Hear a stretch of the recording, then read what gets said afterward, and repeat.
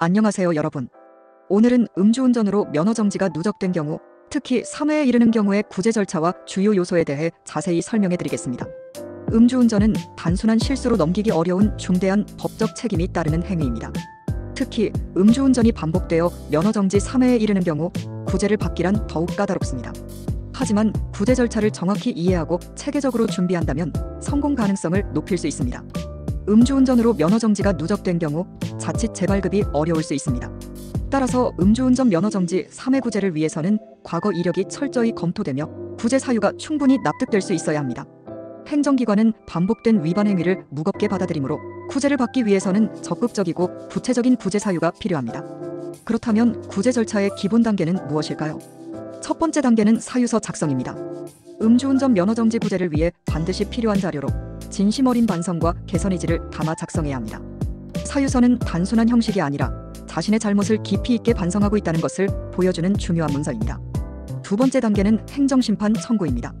행정심판 청구는 음주운전 구제를 위한 공식 절차로 사유서와 증빙 자료를 함께 제출해 해당 위반 행위의 경중, 재발, 방지 대책 등을 강조해야 합니다.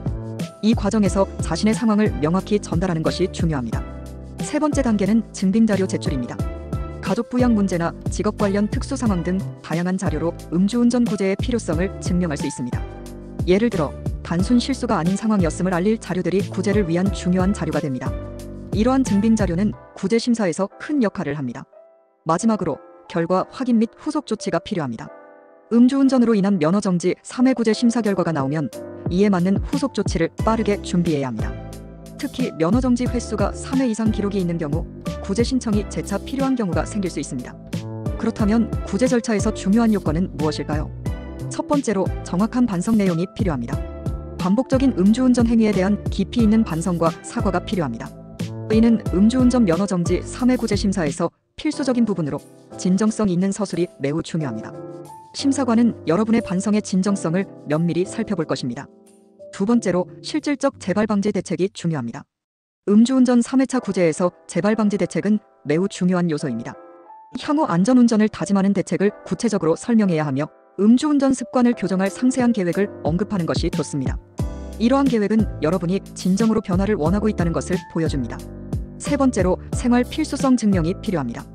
면허가 취소되면 생활에 실질적인 불편이 있음을 입증하는 것도 중요합니다.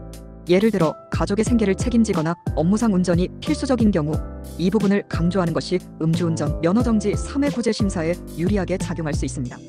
음주운전 면허정지 3회 구제 신청은 구체적 사유와 증빙이 요구되므로 행정 전문가의 도움이 필수적입니다. 행정사는 행정심판 과정을 전반적으로 지원하며 구제 신청이 최적화되도록 도와드릴 수 있습니다. 과거 음주운전 기록을 합쳐 3회 이상 누적된 전력이 있더라도 성실하게 준비하면 구제 가능성이 높아질 수 있습니다. 신청 과정에서 가장 중요한 것은 사전에 철저히 준비하는 것입니다. 행정사 사무소 슬기와 같은 전문 사무소의 도움을 받으면 구제 절차의 성공 가능성을 크게 높일 수 있습니다.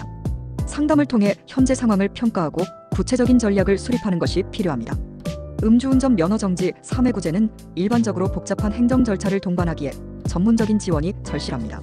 저희는 고객님들의 상황에 맞춰 면허정지 사유서를 작성하고 심사관들이 충분히 고려할 만한 증빙 자료를 함께 준비해드립니다. 언제든지 상담을 원하신다면 행정사 사무소 슬기를 찾아주시기 바랍니다. 여러분의 소중한 면허를 지키기 위해 최선을 다하겠습니다. 감사합니다.